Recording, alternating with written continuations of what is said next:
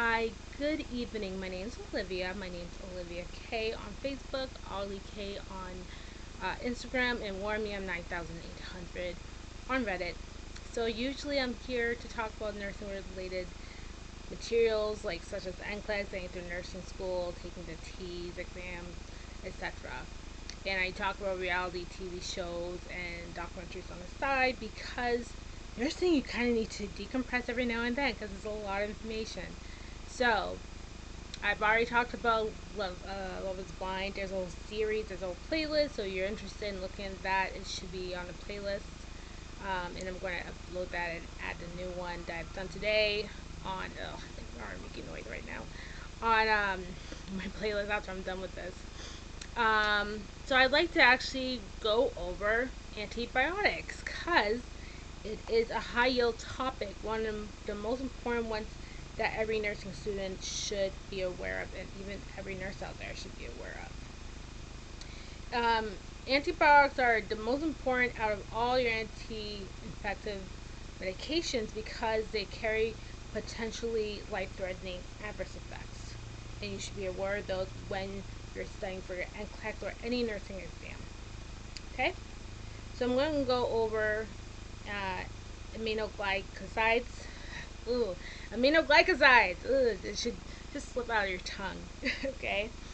So with aminoglycosides, you want to monitor for the creatinine, and then you want to monitor your patient's hearing, because this can cause ototoxicity and nephrotoxicity, which is toxicity, the tongue twister, toxicity to the kidneys.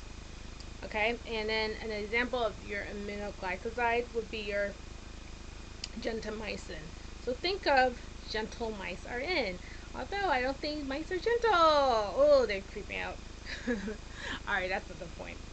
Then for fluoroquinolones. So, if the patient's complaining of their heels hurting, you want to stop the medication and report that to the doctor. So an example will be your ciprofloxacin, which I don't think I've ever heard of any patient complain of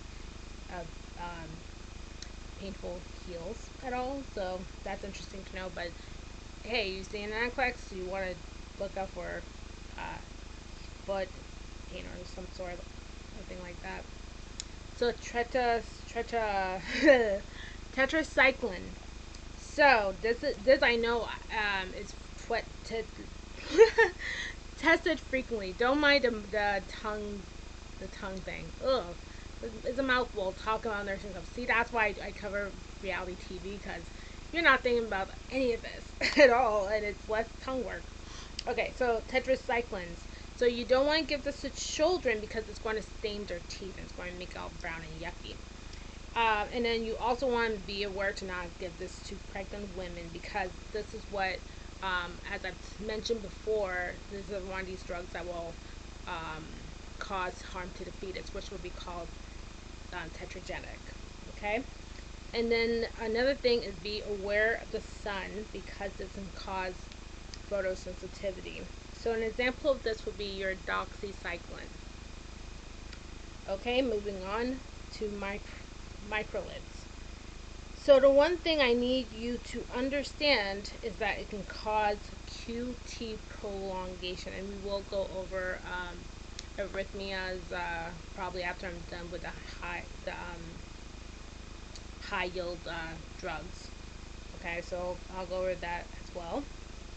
So a memory trick I need you to also understand after you do even understand this. Macro means huge. It means big. Prolong, you notice it's long after, like, prolonged, long, really huge. So you're to look at the, I don't know if this is going to make sense to you, but if you look at the arrhythmia, and then you'll see there's a long QRS complex, and we'll go over that another day. You'll see that's huge. So that's your QT prolongation. Okay? An example of your macrolid would be azithromycin. Next drug, penicillin. Very, very important. I need you to put a big star around it or highlight